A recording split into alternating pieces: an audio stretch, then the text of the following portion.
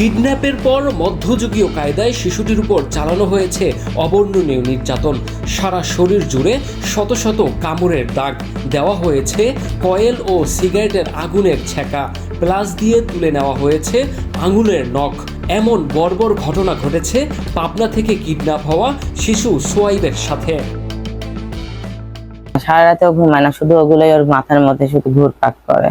হাতের আঙ্গুল প্লাস দিয়ে 4 নখ উপরে গ্যাস লাইট দিয়ে পুরাইছিল। গলা থেকে পেট পর্যন্ত আর ঘাড় থেকে কোমর পর্যন্ত কামড়ানোর দাগ আছে।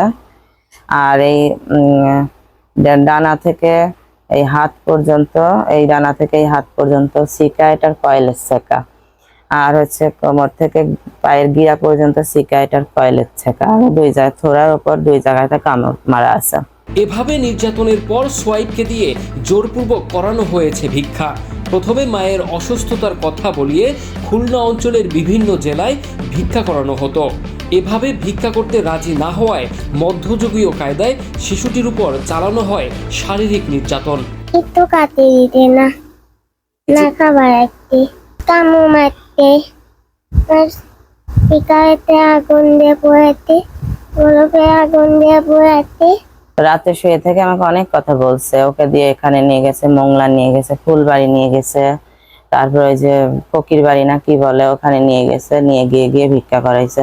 আমি তো তুমি ভিক্ষা করতে চাইছো? বলছে যে প্রথমে তোমার কথা বলে ভিক্ষা করাইছে, যে উনি বিপ্লব আমার বাবা, আমি বিপ্লবের ছেলে, আমার মা অসুস্থ, হসপিটালে ভর্তি আছে, 2-3 লাখ টাকা লাগবে অপারেশন করতে, এই কথা বলে 3-4 দিন ভিক্ষা করাইছে। তারপর যখন ও করতে চায়নি তখন ওকে টর্চার করে তারপর ওকে দিয়ে ভিক্ষা করাচ্ছে।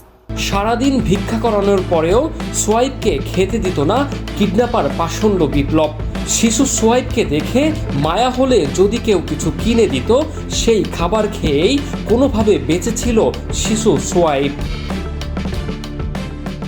খাওয়াইতো না, ও নিজে খাইতো, ওকে বসায় রাখতো। তো হোটেলের লোক দেখলো যে ওকে ফ্রি ভাবে একটু কিছু খাওয়াইতো, ও যখন গিয়ে বসতো ওকে ফ্রি ভাবে খাওয়াইতো, আর ওর কামানো টাকা দিয়ে ও চলতো।